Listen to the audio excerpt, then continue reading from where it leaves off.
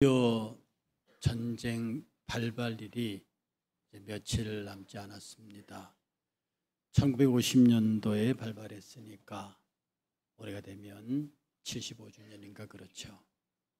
참 우리 민족의 아픈 시간이었고 또 힘들고 어려운 시간이었지만 어쩌면 그 일이 오늘날의 대한민국을 만드는 큰 계기가 되었던 것은 분명합니다.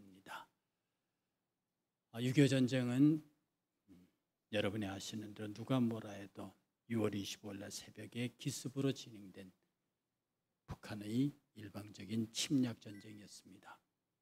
해서 대한민국은 유엔군과 더불어 맞섰고 북한은 중공의 개입으로 인해 전술로 맞섰던, 그래서 교회는 폐허가 되고 수많은 목회자들과 성도들이 순교당하고 납북당했고, 그렇지만 이 땅에 건설되는 하나님의 나라를 부수려고 했던 그들의 시도는 성공하지 못했습니다. 많은 역사가들이 이 남북전쟁을, 한반도 전쟁을 자유진영과 공산진영의 이념 대리전이었다고 말하지만 성경적 시각을 갖고 있는 사람들은 그렇게 보지 않습니다. 이 전쟁은 평양을 동양의 예루살렘이라 부르면서 장차 온 땅의 복음 전파의 전진기지가 될 당시의 조선 땅, 지금의 대한민국, 이 땅을 어떻게든지 공산 유물 사상으로 황폐화시키려고 했던 사단의 시도였고, 그 시도와 시도가 부딪힌 대전쟁이 우리 한반도 전쟁이었습니다. 한반도 전쟁에 얽힌 미스테리는 많습니다. 여러분이 아시는 대로 안보리 결의가 있어야만 유엔군을 파병할 수 있습니다. 남침을 사주했고 지원했고 후원했던 러시아가, 당시 소련이 분명히 안보리 상임 이사국이었는데 그들이 어떻게 그 회의에 참석하지 못했는지는 지금도 미스테리로 남아 있습니다.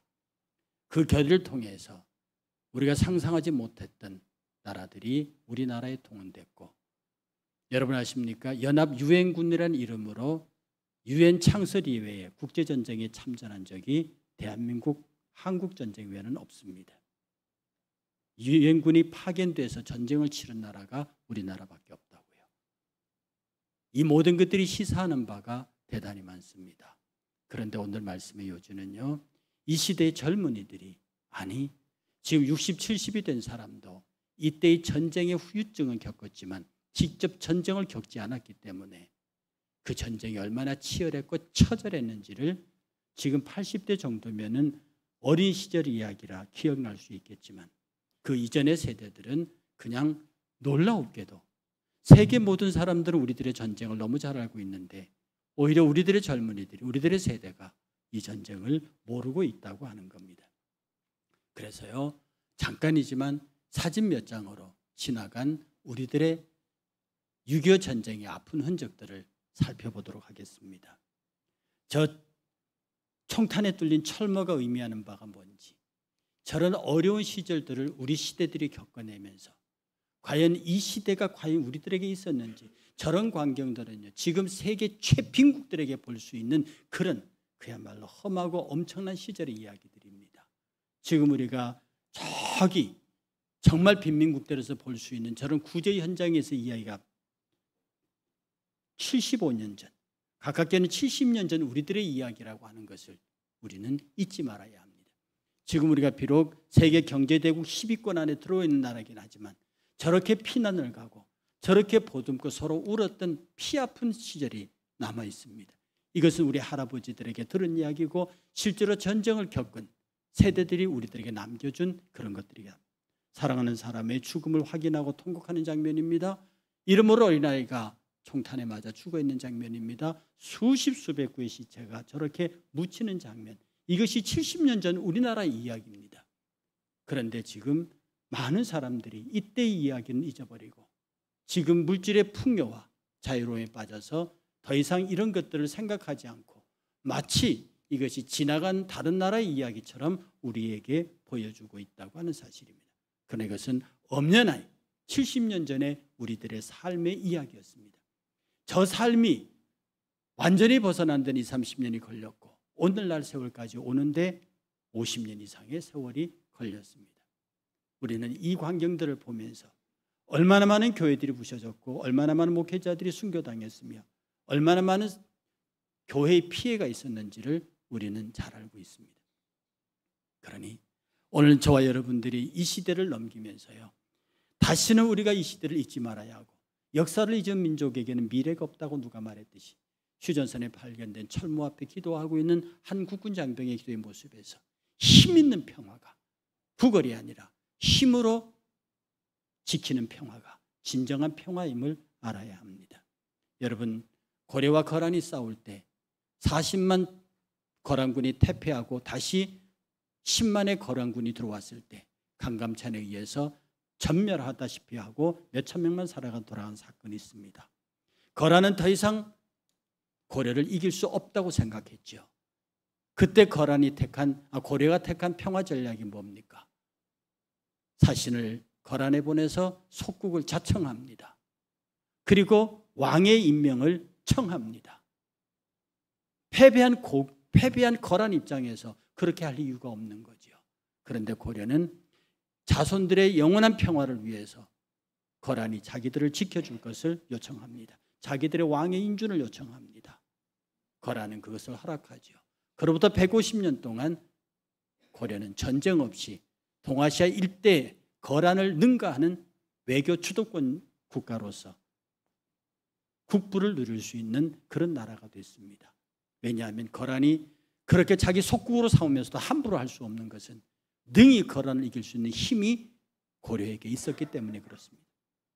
우리는 이 광경들을 보면서 우리에게도 힘 있는 평화, 그 누구도 우리를 함부로 할 수 없으되 우리는 누구와도 가까이 지낼 수 있는 넉넉함, 이런 것들이 오늘 우리들에게 있어야 하는데 6.25를 맞이한 우리 시점에 한국교회가 이 문제에 대하여 어떻게 바라보느냐는 깊이 고민해 볼 필요가 있습니다. 왜냐하면 지금 우리 세대들 60대는 물론 70대도 물론 지금 이 세대들이 특히 지금의 20, 30, 40대 젊은 세대들이 전혀 한국전쟁을 모르고 있다고 하는 것.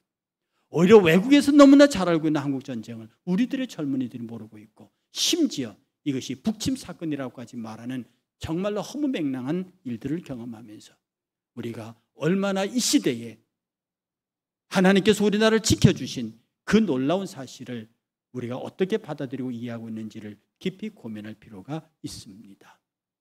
오늘 본문으로 돌아옵니다. 모세와 아론이 죽었습니다. 그리고 그들 따른 장로들이 죽었습니다. 완전히 세대가 바뀌었습니다. 전쟁을 경험하지 못하고 전쟁을 치러보지 못한 사람들이 남았습니다. 하나님께서는 단 한 번도 전쟁을 해본 적이 없는 그 세대들이 어떻게 하나님을 섬기며 선택된 백성으로 살아갈 것인지에 대해서 깊은 관심을 두셨습니다. 이스라엘의 후손들은 들었습니다. 자기들의 조상이 노예였다는 것을, 450년 노예로 살다가 출애굽해서 광야 홍해를 건넜다는 것을, 그 홍해를 건넜을 때 무슨 일이 있었다는 것을 알았습니다. 시내산에서 무엇을 받았다는 것을 알고 가데스 바냐에서 어떤 반역의 사건이 있었고 그것 때문에 광야에 들어가서 40년 동안 광야 민족이 됐고 어떻게 요단강을 건너왔으며 요단강에서 어떻게 여리고성을 무너뜨리고 아이성을 무너뜨리고 북방오왕을 치고 이 땅에 젖과 꿀이 흐르는 가나안 땅의 주인이 되었는지를 이 후손들은 알고 있습니다. 그런데 그들이 어떻게 하나님께서 출애굽시켜서 이 땅까지 오게 했는지, 그 하나님이 어떻게 역사했는지, 그리고 그가 어떻게 싸우셨는지를, 이스라엘 백성이 어떻게 했는지를 그들은 몰랐습니다. 그들이 어떻게 합니까? 하나님이 어떻게 하는가 보았더니 그 이방의 딸들을 자기 며느리로 데려오고 자기 아들을 이방의 사위로 주고 그 이방이 섬기는 신들을 자기들도 섬기더라, 이 말입니다. 여러분,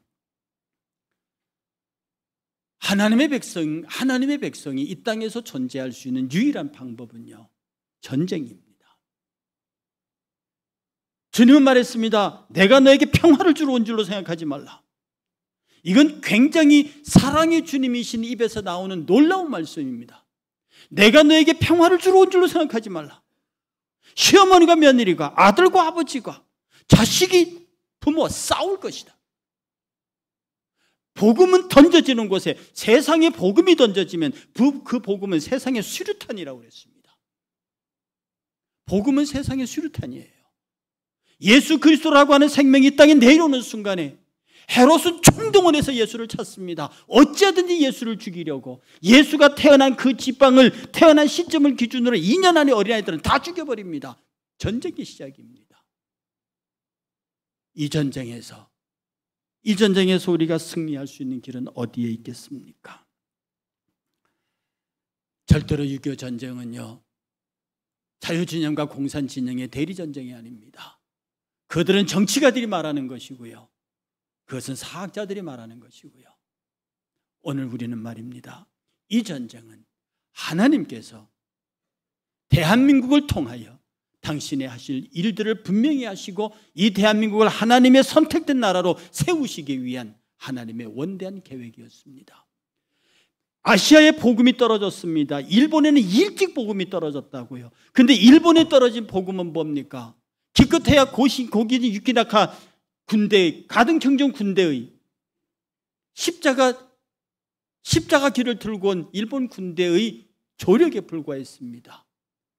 몽고에 일찍 들어간 복음, 중국에 일찍 들어간 복음, 그 어떤 나라의 대국의 복음도 자신의 어떤 신앙적 기조는 됐어도 그것이 바깥으로 퍼져나가는 폭발력을 드러내지는 못했습니다. 그런데 한국은요, 예루살렘을 평양을 동양의 예루살렘이라 불렀습니다. 훌륭한 하나님의 사자들이 배출됐고요, 그 종들이 그 사역을 시작했습니다. 하나님께서는 이 당시의 조선, 지금의 대한민국을 통해서 세계 만방을 복음으로 정복할 준비를 하셨다는 겁니다. 이것이 6.25 전쟁의 원인이 됩니다. 복음은 그렇게 해석합니다. 한민족이 복음의 전초기지가 되고 전초 전사들이 되고 장차 땅끝까지 복음 전할 나라가 되는 것을 사탄이 두고 볼 리가 없는 거지요. 그래서 사단의 우두머리로 상징되는 소련, 그의 하수인 김일성 집단이 대거 남침을 계획하고 시도한 것입니다. 여러분, 전쟁은 하나님의 손에 있는 것입니다. 아무리 대량의 군비와 막강한 전력을 갖고 있다 해도 하나님의 군대는 이길 수 없습니다. 여러분, 만군의 여호와라고 말합니다. 이때 만군의 여호와는, 만군은 천사들의 군대입니다. 천군 천사들의 하나님이란 뜻입니다. 천군의 하나님이란 뜻입니다. 만군의 여호와께서 이 땅의 전쟁에 개입하십니다. 하나님의 사자들이 개입하는 전쟁이라는 거예요. 여러분, 여호수아서 읽어보십시오. 모든 일련의 여호수아의 정복전쟁에서 단 한 번도 이스라엘 여호수아의 군대 단독으로 싸운 전쟁이 없습니다. 여호와께서 지시하시고 여호와께서 명하시고 여호와께서 행하시는 방법, 그 전쟁에서 승리했습니다. 이스라엘이 스스로 나간 전쟁을 다 패배했습니다. 천군의 하나님이 이끄시는, 천군의 여호와가 이끄시는 군대가, 눈에 보이는 군대는 이스라엘 사람들로 구성된 군대였지만 실제로 그 전쟁은 천군들이 했습니다. 여러분, 그것을 믿으십니까? 우리들의 영적 선한 싸움의 주체는 우리 안에 계시는 성령이십니다. 아무리 세상에 강력한 자가 교회를 우습게 보고 교회 믿는 성도들을 우습게 보아서 그들의 돈과 명예와 다른 것들로 교회와 성도를 무너뜨릴 수 있다고 생각하나 그것은 그들의 처절한 오해입니다. 지금의 기독교 역사에서 세상 권력이 기독교를 무너뜨린 적이 있습니까? 로마 정권의 그 아주 잔악한 박해에도 불구하고 그야말로 카타콤이라고 일컬어지는 정말로 사람으로서는 상상할 수 없는 박해가 일어났지만 결국 그 로마는 기독교에 정복당했습니다. 세상의 그 어떤 세력도 초기에는 기독교를 그렇게 강하게 박해했지만 당시 우리나라만 해도 대원구 시절의 4대 박해가 얼마나 엄청나게 일어났습니까? 천주교를 향한 치열한 박해, 그리고 조선 초기에 이 기독교를 향한 치열한 박해도 불구하고 오늘날 한국은 기독교 복음 국가로 우뚝 서 있습니다. 세상이 이길 수 있는 종교가 아니에요. 세상에 칼이 이길 수 있는 종교가 아닙니다. 세상에 돈이 이길 수 있는 종교가 아닙니다. 세상에 물질이, 사람이 이길 수 있는 종교, 사상이 이길 수 있는 종교가 아닙니다. 왜? 이 싸움은 혈과 육의 싸움이 아니기 때문입니다. 이 싸움은 하나님의 싸움입니다. 이 싸움에는 천사들이 동원되는 싸움입니다. 게하시 눈에, 그의 눈에 나만 장군이 이끌고 온 어마어마한 군대만 보였습니다. 그러나 엘리사가 그의 눈을 띄웁니다. 엘리사가 그의 게하시, 자기 종 게하시의 눈을 띄우는 순간에 그는 산 전체를 둘러싸고 있는 하나님의 붉은 배를 봅니다. 겟세마네 동산에서 기도하던 예수께서 베드로가 칼을 뽑아서 대제사장 말고의 귀를 자르면서 예수를 위해서 죽을 것을 선언합니다. 그때 예수께서 베드로의 칼을 빼앗으시며 하는 말씀이, 내가 하늘에 있는 12역이나 더 되는 천군을 불러서 이것들을 칠 수 있는 힘이 내게 없는 줄 아느냐. 그렇게 하면 하나님의 뜻을 이루지 못한다. 칼을 든 자는 칼로 망한다라고 얘기합니다. 세상에 칼을 들었던 모든 자들은 정말로 다른 사람의 칼에 의해서 망했습니다. 그러니 말입니다. 오늘 우리가 이 험한 시대를 살면서 지금 우리들의 젊은이들이 전쟁을 경험하지 못했습니다. 이때 젊은이들 하면 60세까지 칩시다. 우리들은 전쟁을 경험하지 못했습니다. 그러나 우리가 하는 것은 전쟁 이후에 우리가 어떻게 경제 성장을 이루었으며, 어떻게 오늘의 군사 강국이 됐으며, 어떻게 세력의 세계를 주름잡을 수 있는 주도 국가가 되었는지, 어떤 분의 통계는 이미 큰 틀에서 대한민국 경제가 일본을 앞질렀다고 하기도 합니다. 어떻게 우리들의 경제의 부를 이루고 군사 강대국이 되고 기술 전자 강대국이 됐는지를 우리는 압니다. 전쟁 이후에 우리는 경제개발 5개년 계획이라는 1, 2, 3차 계획치는 그 개발 계획에서 성공했습니다. 새마을 운동이 성공했습니다. 교회 부흥이 성공했습니다. 대한민국의 발전의 선두에 서서 교회가 그것을 이끌었습니다. 교회가 모든 산기도원에 불을 밝히면서 밤을 새워서 나라와 민족을 위한 민족재단의 기도를 교회가 멈추지 않았습니다. 그래서 대한민국이 오늘에 이르렀다고 여러분 명심하십시오. 이 땅의 경제, 이 땅의 종교, 이 땅의 모든 성공의 배후에는 하나님의 불군대, 만군의 여호와 하나님께서 움직이신 군대입니다. 그러니 여러분 말입니다. 대답은 나와 있지 않습니까? 우리가 왜 열심히 일했는데요? 파독 광부들이, 파독 간호사들이 왜 그렇게 눈물을 흘려 일했는데요? 이유는 딱 하나입니다. 우리도 한번 잘 살아보세라고 하는 현실적인 이유였고, 또 하나는 우리가 그렇게 해야 내 아들, 내 손자들이 잘 살 수 있다는 우리 어버이, 아버지들의 눈물이었습니다. 그들이 울었고, 그들이 아팠고, 그들이 피눈물을 흘렸길래 오늘 우리가 이런 경제적인 부를 이루고 있다는 겁니다. 그 중심에 섰던 교회는요, 기도하고, 그 중심에 섰던 교회는 예배를 생명처럼 여겼고요, 그 중심에 섰던 교회는요, 날마다 모이기를 모여서 기도하고, 모여서 말씀 읽고, 모여서 찬송하고, 새벽 기도와 수요 예배와 금요 예배 모이는 세계 그 어떤 종교보다도 많이 모였습니다. 금요 기도는 대한민국밖에 없어요. 새벽 기도도 거의 대한민국 유일무이합니다. 그렇게 모여서 울고, 그렇게 모여서 기도하고, 그렇게 하나님의 천성을 두들겼습니다. 그 민족을 이길 수 있다고 생각합니까? 그런 나라를 세상이 이길 수 있다고 생각합니까? 이 나라가 여기 온 것은 경제개발 계획을 잘해서도 아닙니다. 뛰어난 인재들이 훌륭한 뭘 만들어내서가 아닙니다. 이름 없는 무지랭이 같은 저 시골의 권사님들이 새벽 제단을 두들겼기 때문입니다. 지식 있는 사람들이 자기 지식이 아니라 하나님 앞에 나와서 예배했습니다. 뛰어난 과학기술자들이 그들의 기술을 자랑하기 이전에 먼저 나와서 성경을 공부했습니다. 세계의 창조론을 이끌고 있는 과학자들이 가장 많은 데가 대한민국인 거 아십니까? 곳곳 처소에서 자기가 군인이면 군인, 정치인이면 정치인, 그들만의 각각에 속해 있는 모든 군인, 정치인, 교사들 중에서 크리스찬 25%의 크리스찬들이 나와서 예배하고, 모여서 말씀 공부하고, 모여서 기도하면서 하나님의 은혜와 긍휼을 구해 만군의 하나님이 개입하도록 기도했습니다. 그 만군의 하나님이 지키시는 나라가 이 대한민국입니다. 세계 그 어떤 나라도 우리를 이길 수 없습니다. 뭐만 하면 하나님의 예배를 생명처럼 여기면. 사랑하는 성도 여러분, 특별히 젊은이들 부탁합니다. 예배를 생명처럼 여기세요. 주일 예배 한번 빠지면 하나님 앞에 벌 받지는 않습니다.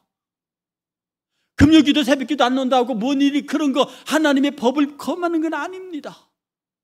그러나 내 심중에 말입니다. 내가 하나님을 예배하는 일이 제일 중하게 여기리라. 내가 새벽에 그 어떤 일을 시작하기 전에 먼저 기도하면서 시작하리라. 내가 그래도 일주일에 한 번은 교회에 나와서 통곡하며 기도해버리라. 내가 수요일날 나와서 말씀을 배우리라. 이게 뭡니까? 내 삶의 중심에 그리스도가 있다는 거예요. 내 생활의 중심에 기도가, 예배가 있다는 겁니다. 하나님이 무너뜨리고 싶어도 무너뜨릴 수가 없어요. 하나님이 버리고 싶어도 버릴 수 없습니다. 당신에게 전적으로 매달려 있는 그에게 악한 세력이 덤벼듭니다. 그 즉시로 하나님의 천군이 움직입니다. 내가 슬퍼서 웁니다. 내가 억울해서 웁니다. 하나님의 사자들이 움직입니다. 우리 눈에는 세상 사람들이 움직이는 것 같지만 실제로는 하나님의 사자들이 움직입니다. 그래, 여러분이 억울합니까? 여러분이 분합니까? 속상합니까? 하나님 앞에 그냥 우세요. 그냥 하나님 앞에 나와서 하나님 나 속상합니다라고 하나님께 말하세요. 하나님이 갚으십니다. 하나님이 갚으시는 걸 눈으로 봐요. 그것을 보면서도 깨닫지 못하는 영혼은 어리석은 영혼입니다. 어떤 때 내가 놀랄 때도 있습니다. 하나님 그러시면 안 됩니다. 하나님 그러시면 안 됩니다. 제가 언젠가 설교 공부 때 말씀드린 거 있죠. 어떤 목사님이 어떤 집사님을 하나님 저 사람 복 주십시오. 그때 하나님이 양심으로 묻습니다. 내가 저 집사를 복 주면 네가 책임질 수 있겠느냐? 하나님 무슨 말씀을 그렇게 합니까? 저런 사람 복 안 주시면 내가 누구를 책임진단 말입니까? 하나님이 그에게 놀랍도록 축복하셨어요. 그런데 그가 어느 순간부터 교회를 대적하는 자가 됐습니다. 교회를 대적하는 게 뭡니까? 성도를 무시하고 목회자들을 함부로 대하고 교회 안에서 자기 혼자 주장합니다. 너무나 가슴 아픈 목사님이 강대상에 울었습니다. 그때 주의 영이 찾아옵니다. 묻습니다. 지금 그래도 책임지겠느냐? 주님 책임 못 지겠습니다 라고 그 말이 떨어지는 순간에 동대문 도깨비 시장에 대형 화재가 났습니다. 한 푼도 남기지 다 태워버렸죠. 옛날에 그 유명했던 대구 도깨비 시장 얘기입니다. 그때 그 집사님은 완전히 그렇게 많은 부가, 당신은 은행에다 돈 넣을 시절이 아니니까 자기 침대 밑에 깔아두었던 돈들이 완전히 불타버리면서, 사랑하는 여러분, 그냥 하나님 앞에 우세요. 여러분을 아프고 힘들게 하고 세상에서 여러분과 맞서 있는 경쟁업체, 그들을 미워할 필요 없습니다. 그냥 여러분이 아프다고, 여러분이 부모님 앞에서 엄마 나 아파 울면 엄마는 잠을 못 자는 겁니다. 아버지 앞에 아빠 나 힘들어, 그 아버지 잠을 못 잡니다. 내가 하나님의 사랑하는 자녀인데, 여러분이 사랑하는 하나님의 사람이고 하나님의 종인데 하나님 나 힘들어요. 그 순간부터 하나님의 눈에 불이 튑니다. 그 불꽃 같은 눈동자의 하나님인데요, 그의 사랑하는 백성이 아프다고 우는데 그새 그를 지켜주지 않을 부모가 있습니까? 나는 능력이 없어 내 자식을 지켜주지 못할지 모르지만 우리 아버지는 능력이 많으신 분입니다.